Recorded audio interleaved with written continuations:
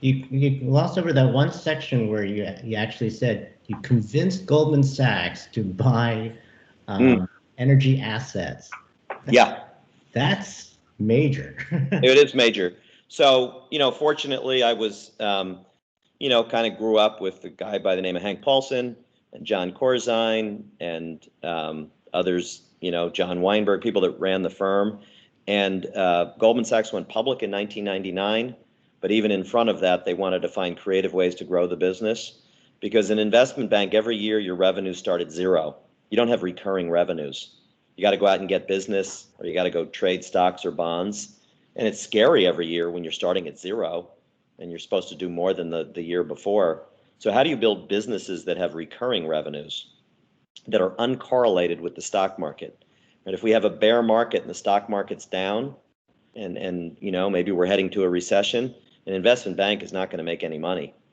So can we create some businesses that are uncorrelated so that in the bad times we'll be fine? So my idea is if utilities are required to sell power plants, and I've spent over a decade learning everything possible about a power plant, the economics of it, the regional differences, how transmission works, how regulation works, what areas are long power, what areas are short power, where you should be buying. And this commodity electricity, Goldman has a risk management skill. We did very well when natural gas deregulated. Electricity is a bigger market. It's a very volatile. The price of electricity in New York City could range from $20 to $1,000 in a day, because again, think of a business where there's no inventory. So I convinced the board of Goldman that we should do this. First did it in their private equity funds.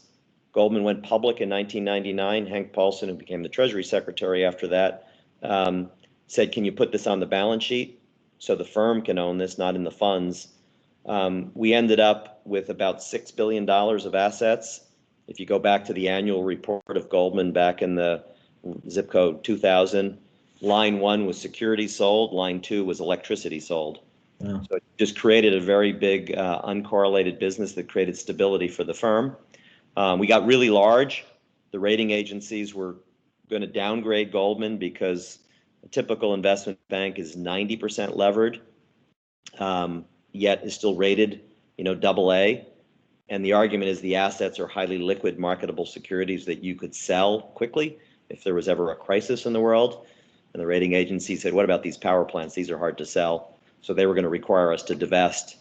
And that's when it struck me that maybe I could go out and raise money. There was another classmate of ours who had left Goldman Sachs when he was a vice president to form more of a hedge fund and had raised a lot of money. His name was Dan Ock, who was a friend of mine, another classmate of ours.